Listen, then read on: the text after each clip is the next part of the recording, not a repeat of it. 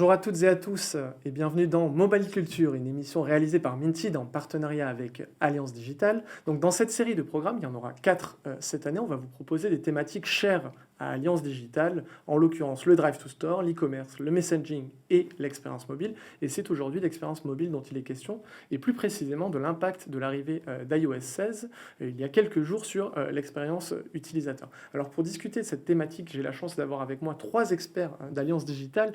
Patrick Mareuil d'Airship, bonjour Patrick. Bonjour. Renaud Ménéra de User Agents. Salut Nico. Et Christophe Lecourtois de Mediapost. Bonjour Bonjour. Christophe. Alors première question pour vous Renaud, on a un peu préparé cette émission évidemment, est-ce que vous me disiez, c'est que vous reteniez un peu en filigrane la volonté d'Apple de faciliter l'accès en temps réel aux services de l'iPhone, pas uniquement les services d'ailleurs made in Apple. Est-ce que vous pouvez nous expliquer pourquoi est-ce que vous faites ce constat à l'issue de la keynote de présentation d'iOS 16 ? C'est vrai qu'on connaît bien l'obsession d'Apple pour l'expérience client. Ça fait partie de leur ADN, c'est dans leur motto. Donc c'est pas une nouveauté. Et aujourd'hui, en tant qu'utilisateur, je crois qu'on constate tous dans notre vie quotidienne qu'on accède à 100-150 fois par jour à son téléphone. Et à chaque fois, on a cette petite friction. C'est-à-dire que tu veux utiliser ton téléphone. Et alors, il y a quelques années, il fallait le déverrouiller, mettre un code, chercher l'application, cliquer dessus, la télécharger dans le pire des cas. Et ça, 150 fois par jour, ça devient une friction.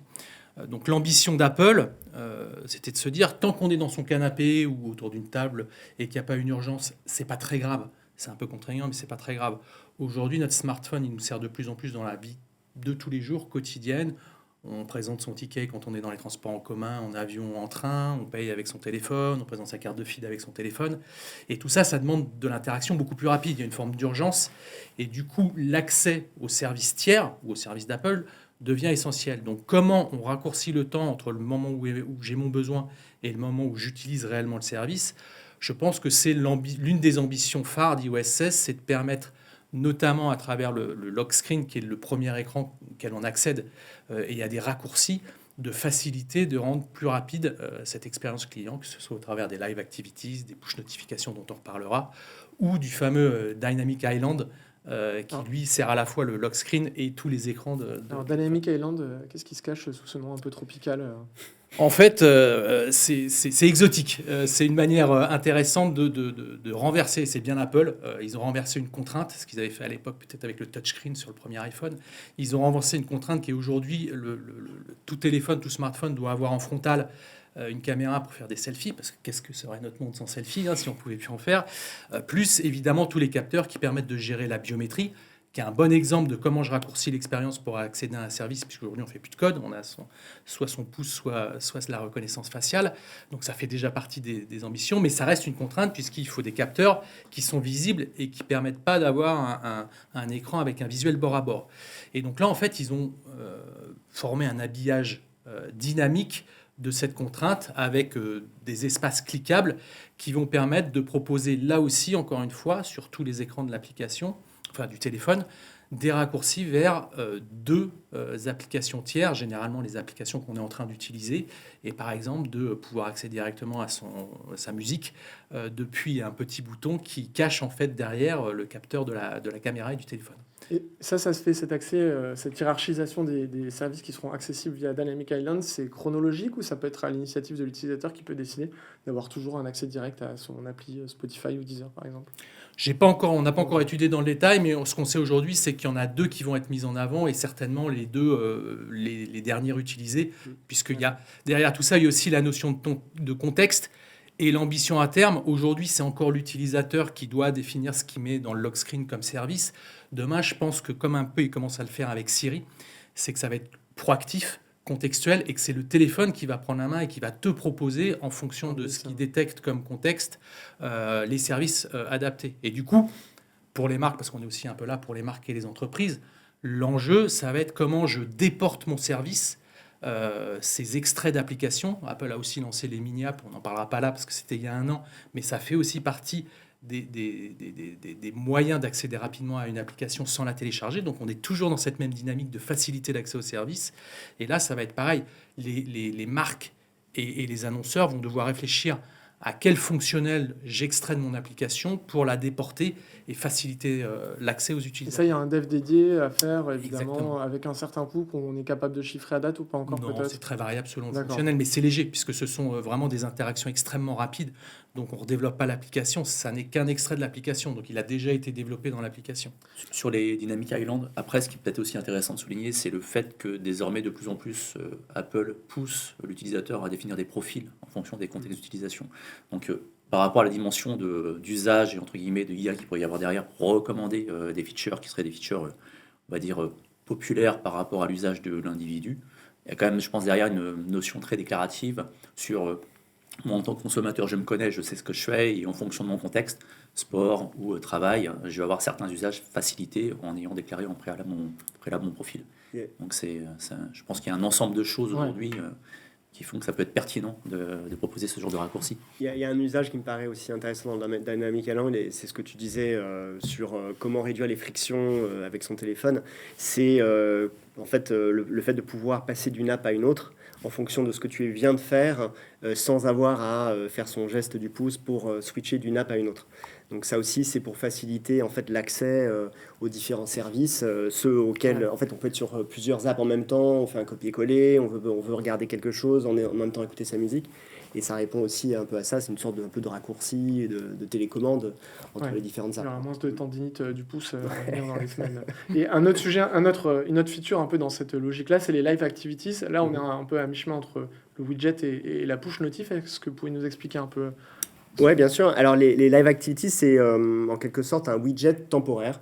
Et c'est un emplacement en bas du lock screen. Ouais.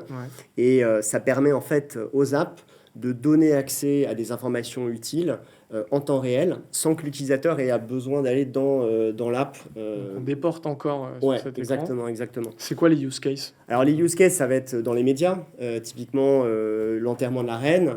Quelqu'un veut suivre vraiment en temps réel les différentes actualités. Il va pouvoir avoir dans la live activity les différents développements.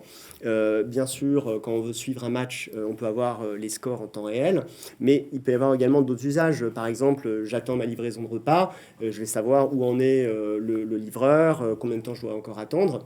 Et ça va aussi, je voyage, Ouais. et donc dans ma journée voyage, je vais avoir besoin de savoir quelle est la porte d'embarquement, à quelle heure je dois embarquer, etc. Donc toutes ces informations seront mises en temps réel, seront datées en temps réel et disponibles directement depuis l'écran. On est sur quel type d'opt-in? Il y a un opt-in dédié ou ça se fait si j'opt-in au push notif, en gros, j'opt-in aussi aux live activities?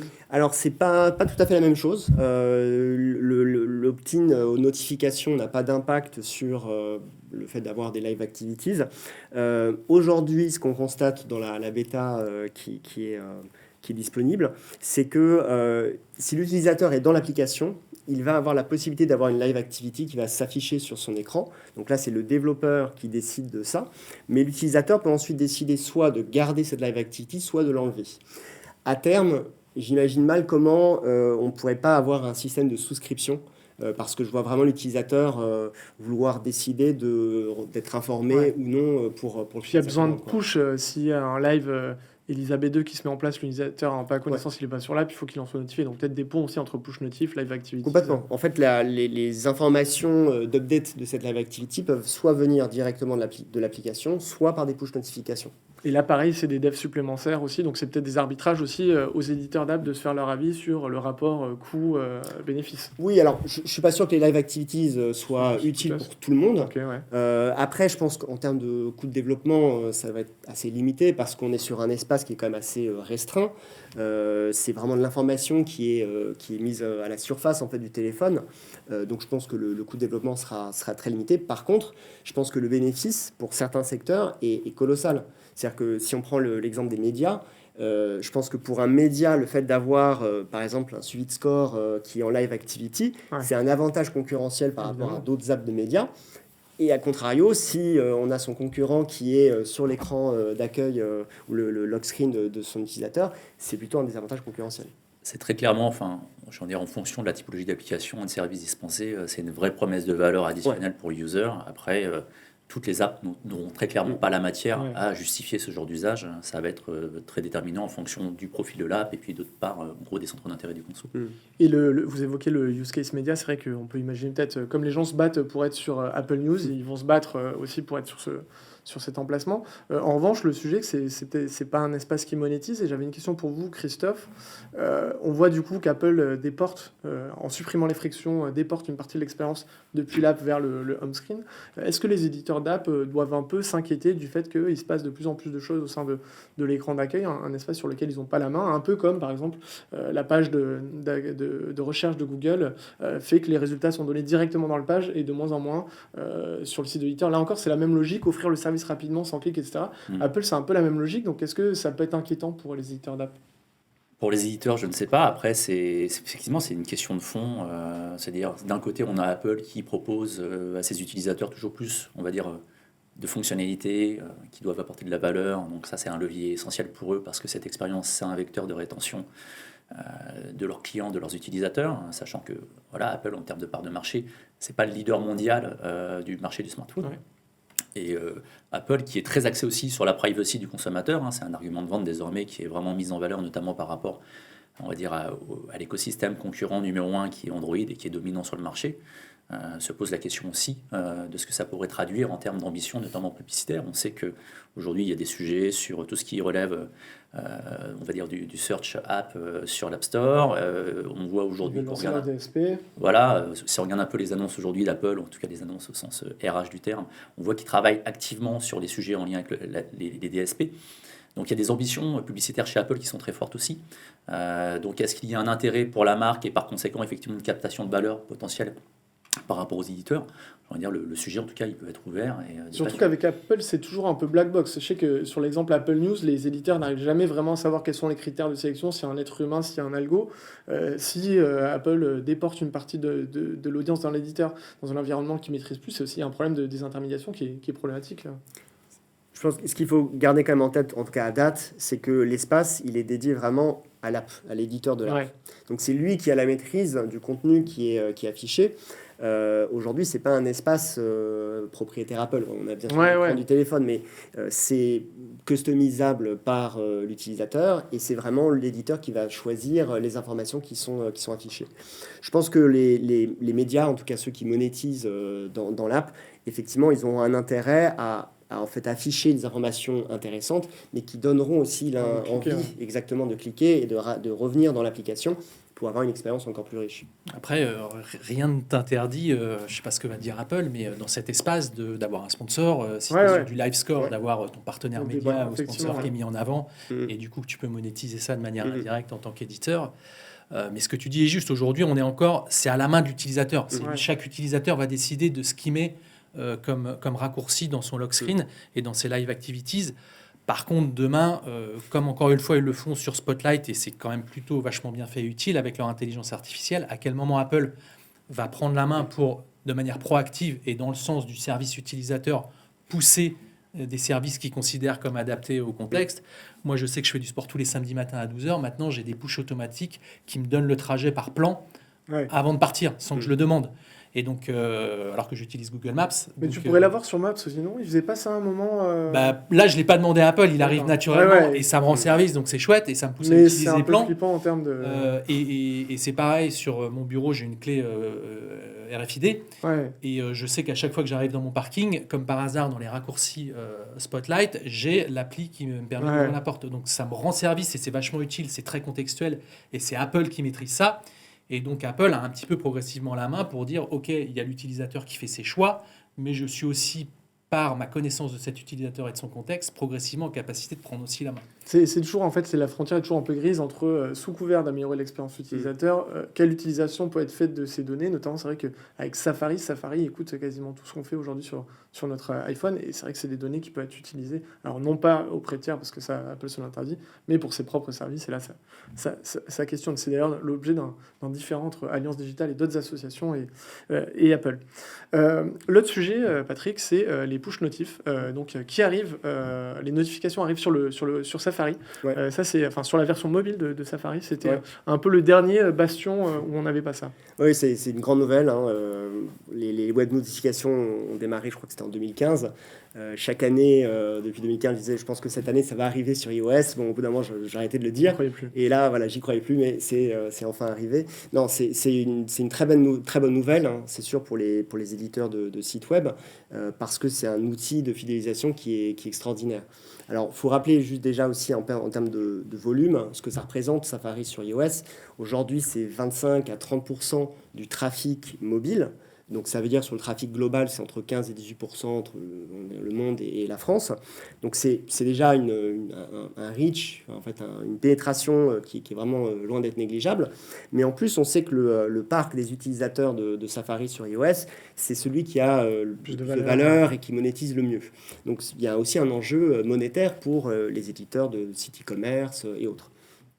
Donc c'est un élément qui est vraiment fondamental. Vraiment, les web notifications, c'est quelque chose qui fonctionne extrêmement bien. La notification vient au devant de l'utilisateur, à la fois sur le desktop et Alors, sur sur le web, mobile. les taux d'opt-in sont quand même sensiblement inférieurs à ceux Oui, in-app. on est sur des taux d'opt-in qui sont entre 5 et 15% des visiteurs d'un site web. Mais ça laisse quand même des volumes assez Et colossaux. les taux Donc, d'ouverture sont bien meilleurs en revanche. oui, les taux de clics sont meilleurs que sur les apps. Ça monétise très bien. Nous, on a des clients comme par exemple Cdiscount, Carrefour, Page Jaune, etc. ou France Info. Ils ont plusieurs millions d'utilisateurs. Ouais, vraiment, c'est Et même c'est un vrai sujet pour les e-commerçants pour lesquels l'audience est quand même plutôt sur le web que l'in-app, non? Enfin, la plupart. Oui, alors ça dépend des Ça dépend, e-commerçants, à part effectivement. Amazon. Mais quelques effectivement, gros, le web reste quand même une partie importante du trafic et c'est pour certains encore l'essentiel du chiffre d'affaires. Ouais. Ouais, souvent, le mobile, c'est, on va dire, le médium d'engagement, et en l'occurrence, le web est vraiment celui sur lequel il y a la conversion derrière. Donc, c'est fondamental, et pour cet écosystème-là, c'est une vraie évolution positive pour Ouais. les éditeurs, les e-commerçants. Ouais. Je pense honnêtement c'est un signal qui est assez fort, hein, pour les éditeurs de sites web. Et moi, je me mettrais à la place d'un éditeur, je ne me poserais plus trop la question en fait vis-à-vis de ce média parce que ça rend énormément de service, ça permet de réengager l'utilisateur. Je sais que voilà, tous les sites web essaient de voir comment est-ce qu'ils peuvent maîtriser leur trafic entrant. Voilà, c'est compliqué d'émerger en dehors du search. Donc là, c'est un canal où vous avez la possibilité de maîtriser vraiment votre audience. C'est un canal organique, ce qui n'est pas Ouais. non plus un Complètement. luxe en ces temps un peu difficiles. Donc, Tout à fait. Et il n'y a pas de dépenses publicitaires pour afficher un message à ses utilisateurs. Puis on est bien servi par l'actualité avec la campagne. On n'est pas là pour faire de la pub, mais ce qu'a fait Uber Eats dimanche soir en préemptant tout le tunnel de pub avec que de la push notification sur tous les services illustre bien cette tendance où notre vie globalement est drivée, et c'est un sujet, est drivée par ces notifications. Et d'ailleurs Apple dans iOS 16 propose aussi une gestion en fonction des temps de focus et de concentration, de gérer et de mieux maîtriser la push notification. Transition parfaite. Dis donc, excellent. Vous me mâchez le travail. Justement, il y a un changement dans l'affichage. Alors, je ne sais pas si c'est Patrick ou Renaud qui vont en parler. Effectivement. Vas-y. Ouais. Allez-y, je vous en prie. Oui, alors effectivement, nouveauté. On le voit avec toutes les personnalisations qu'il y a au niveau de l'écran verrouillé. Ça a nécessité de changer un peu l'affichage de notification. Historiquement, en fait, il y a eu assez peu d'évolution sur l'affichage. Moi, je me rappelle des premières versions, je pense que tu te rappelles aussi, les premières versions d'iOS, les notifications arrivaient vraiment en plein écran, on ne pouvait pas du tout y échapper. Après, il y a eu une première évolution, c'est devenu des petites bannières plus discrètes. Et après, sur iOS 10, si je me souviens bien, on a eu les images qui sont apparues. Donc, il y a eu relativement peu d'évolution vraiment sur l'affichage des notifications. Là, c'est une vraie évolution, puisque, premièrement, l'emplacement en fait, des notifications change. Avant, il était plutôt vers le haut de l'écran. Maintenant, il est plutôt vers le bas, parce qu'il y a ces nouveaux widgets qu'on peut avoir sur le lock screen. Donc, plutôt vers le bas. Et deuxième nouveauté, on a 3 affichages du groupe des notifications. On a toujours l'ancien type d'affichage qui est possible, c'est avec la liste, on a toutes les notifications. Le deuxième affichage, c'est un affichage un peu plus condensé. On va avoir quelques notifications qui sont arrivées récemment et ensuite on a une sorte de d'aperçu ou de résumé des notifications qu'on a reçues avant. Et on a un troisième affichage qui est encore plus discret, qui en fait c'est un compteur. Mais ce qui est hyper bien fait, j'ai envie de dire, c'est qu'avec son pouce, très facilement, on peut passer d'un affichage à l'autre et avoir tout le détail des notifications. Donc ce qui ne change pas, par contre, c'est vraiment, j'ai envie de dire, la performance des notifications, parce que quand on reçoit une notification, elle est immédiatement visible lorsqu'on est sur son écran, et lorsqu'on n'est pas sur son téléphone, ça vient réveiller l'écran et la Mais ça, notification. ça va en haut ou ça va en bas quand c'est... Toujours en bas. Toujours en bas. Ouais, Donc il y a quand même deux sujets. C'est elle est quand même déportée en bas. Elle peut être moins visible si on choisit les deux dernières options. Vous n'avez pas d'inquiétude, vous, sur les taux d'opt-in Non, alors sur les taux d'opt-in, non, parce que ça se passe à l'intérieur de l'application. Sur les taux d'ouverture, pardon. Oui, sur les taux de réaction, franchement, non. C'est-à-dire que quand on prend en main le téléphone, qu'on regarde avec les notifications qu'on reçoit, moi, je trouve qu'en fait, on a un écran qui est plus épuré, un écran d'accueil qui est un écran verrouillé qui est plus épuré. Et donc, finalement, je trouve que ça augmente encore l'attention qu'on peut avoir sur les notifications qu'on reçoit. Ouais. Et quand on le voit, en fait, à la prise en main avec le geste, on a accès en fait à l'ensemble des notifications. Donc je pense non, il n'y a pas de. En tout cas, moi, je m'attends pas à une baisse des performances. Ça va être intéressant à suivre, en tout cas d'un point de vue marketing au CRM, parce que finalement, sur ce plan, c'est une des innovations principales. Et après, si effectivement il n'y a pas d'incidence, voire si l'incidence est positive, ça deviendra peut-être le nouveau standard sur tout l'écosystème mobile, parce que souvent des innovations comme ça se propagent. Alors il y a eu des tentatives, des retours en arrière, mais ça peut être effectivement ce qui préfigure de la push notif dans quelques années. Est-ce que sur Android, pour l'instant, ça reste standard en termes d'affichage C'est en tout cas aujourd'hui, je pense que l'approche d'Apple aujourd'hui, elle est quand même radicalement différente de tout ce qu'on pouvait faire avant. Voilà. Et voilà, ils testent pas les choses au hasard. Ouais. Néanmoins, après, il faut les prouver et voir comment ça réagit. Mais ça fait déjà depuis un moment qu'ils essaient en fait de donner le contrôle à l'utilisateur au niveau de la gestion de ses notifications.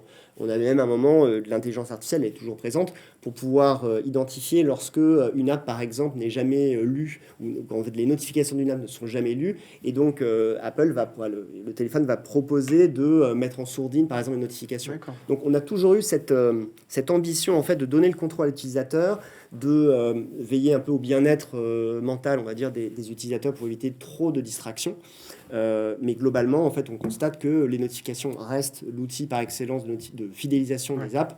Et voilà, les chiffres sont toujours là. Si vous n'envoyez pas de notification, au bout de 90 jours, les utilisateurs sont 6 fois moins fidèles que ceux qui ont reçu des notifications. En outil de rétention. Et après, ça, on va aussi voir comment les utilisateurs l'adoptent. Parce que dans Oui. un certain nombre de cas, en fait, on a tous un certain nombre d'outils autour de nous qu'on ne paramètre jamais. C'est vrai. On utilise Vraiment. 10% des fonctionnalités et le nombre de personnes qui vont aller dans cette finesse de paramétrage. On regardait ce matin, mais on commence à avoir beaucoup de choses à paramétrer. Tu as le love screen, tu as le centre de notification, tu as le centre de contrôle, tu as ta tab bar, tu as ton écran avec des Dynamic apps. Island. C'est un métier à part entière. Et donc, effectivement, quand tu On vas a un avoir un nouveau assistant téléphone, pour il va ça. te falloir une demi-heure ou 3 quarts d'heure pour paramétrer, et peut-être que tout le monde ne va pas le faire. Ouais, Donc, on va être c'est vrai. aussi dépendant de cette adoption-là. C'est vrai, effectivement. Et alors, il y a un sujet sur lequel, en revanche, Apple n'a pas trop innové, c'est le sujet du messaging. Christophe.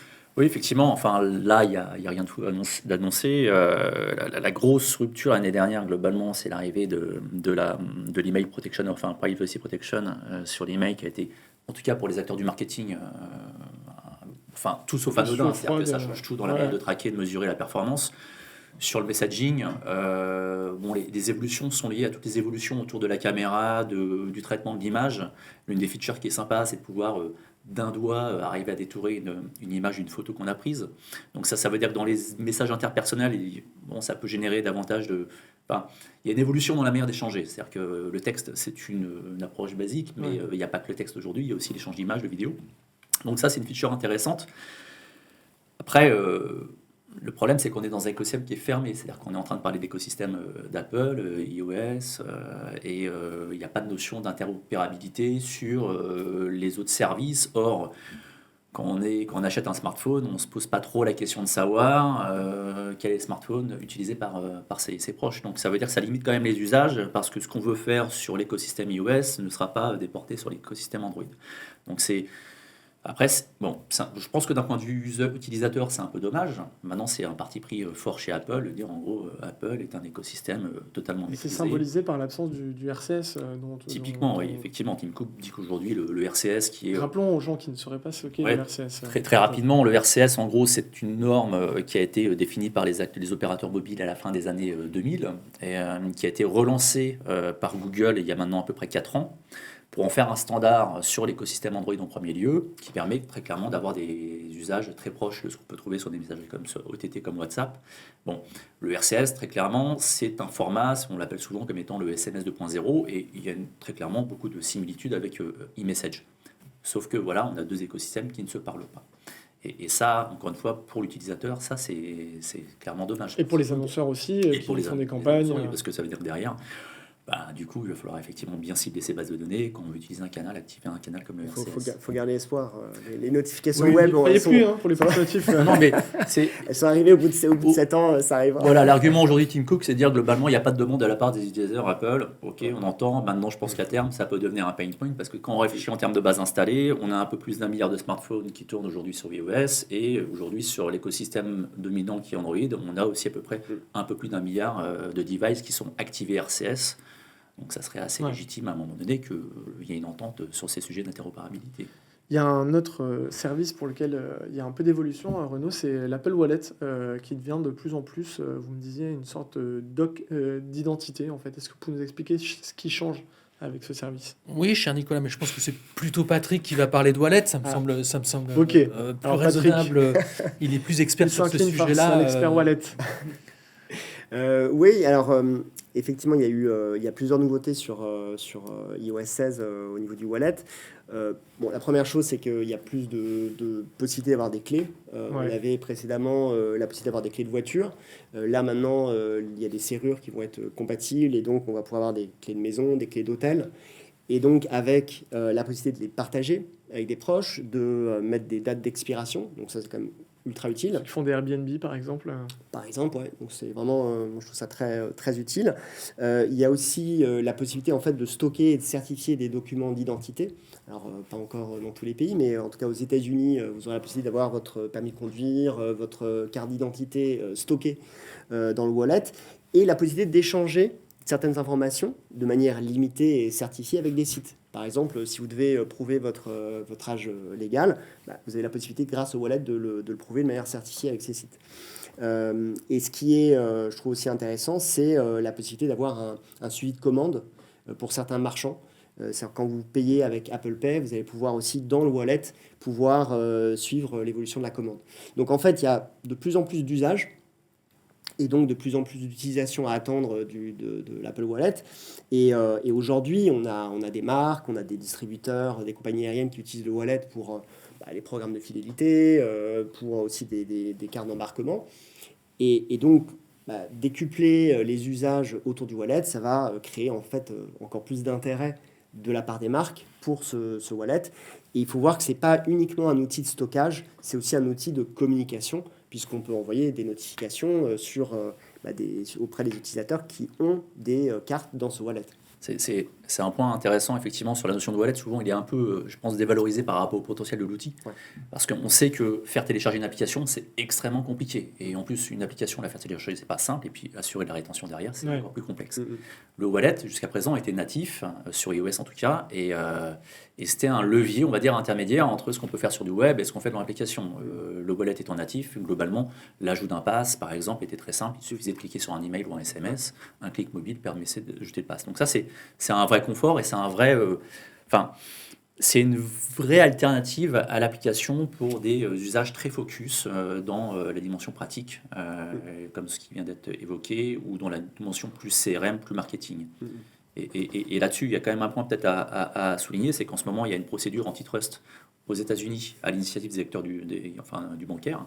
On a la chose un peu... on a les mêmes problématiques en Europe. Et ce qu'on note là, c'est que voilà, jusqu'à présent, il était natif et en dur sur le device. Aujourd'hui, on a Apple qui permet la suppression du wallet. C'est vraiment extrêmement étonnant. Il n'y a pas forcément de lien de cause à effet identifié entre les deux, mais c'est un vrai mouvement, quoi. Et après, le wallet, c'est un peu ce qu'on disait aussi sur les widgets, les live activities, Dynamic Island, les mini-apps. On est toujours dans, pour revenir sur les marques et les entreprises, comment... j'ai mon flagship, mon paquebot qui est mon application ou mon site, et derrière je vais avoir toutes ces extensions qui vont servir du fonctionnel très spécifique dans des contextes très spécifiques où je dois adapter ce que je propose à l'utilisateur. Et donc il y a, de notre point de vue, plutôt une complémentarité à aller chercher entre ce que tu proposes sur ton inventaire, site ou application que tu maîtrises totalement et qui répond à certains besoins, et tous ces petits besoins contextuels où tu vas aller chercher par des extensions de services un usage hyper rapide et adapté au contexte de l'utilisateur. Une dernière question, parce qu'on arrive au terme de cette émission. Donc, on a évoqué un peu tout ce qu'il y avait dans iOS 16. Qu'est-ce qui manque? Donc, on a évoqué le RCS. Est-ce qu'il y a d'autres choses que vous observez qu'Apple aurait pu sortir? Je ne sais pas qui veut s'exprimer là-dessus. On n'a pas beaucoup parlé, il y a de petites évolutions sur l'AR, mais pas énormes. Alors avec tout le bruit de fond du Web3... c'est vrai qu'Apple ne se positionne pas voilà, trop, on n'a pas autant vu Meta grand-chose et à arriver. fond. Ouais. C'est pas parce qu'on entend parler C'est qu'ils font vrai. rien, on les connaît. Mais en tout cas, à date, il n'y a pas d'annonce majeure sur cette partie crypto, Web3, Ouais. etc. Et AR qui va avec, c'est assez léger, l'évolution de la partie AR. Il y a Passkey, très vite, on en a parlé, ça c'est Ouais. bien, parce que c'est toujours dans la rapidité d'accès à un service, plus de password, c'est génial. Et puis je trouve que sur la partie RSE, à part la partie privacy dont il parle en permanence, sur le reste, il n'y a pas d'initiative sur l'éco-conception, ce genre de choses. À un moment, je pense que ça doit faire partie Oui, de leur l'obsolescence discours. programmée aussi, c'est Voilà, un vrai sujet chez eux. Ils ne l'ont pas spécialement mis en avant là. Donc voilà, je ne sais pas si ça manque, mais en tout cas, c'est pas mis en avant. Moi, je trouve que ce qui manque, c'est de pouvoir partager en fait sa batterie avec d'autres téléphones pour être souvent en vadrouille. C'est ce que j'allais dire, parce qu'on Ouais. déporte de plus en plus sur le smartphone, mais quand on n'a plus de batterie, on est vraiment dans la panade. Ouais, tout à fait. Du coup, Bon, après, ouais. moi, voilà, depuis de nombreuses années, j'étais à chaque fois en manque des notifications web, donc là, je suis servi. Voilà. Donc j'ai Vous vous plaignez pas. moins de frustration. Il a été bien servi. C'est déjà le terme de cette émission. Merci à tous les trois. Merci. Merci à tous les internautes qui nous ont suivis le temps de cette émission. Je vous propose de nous retrouver d'ici un petit mois pour une autre émission de Mobile Culture. Et en attendant, je vous souhaite une très bonne journée. Merci.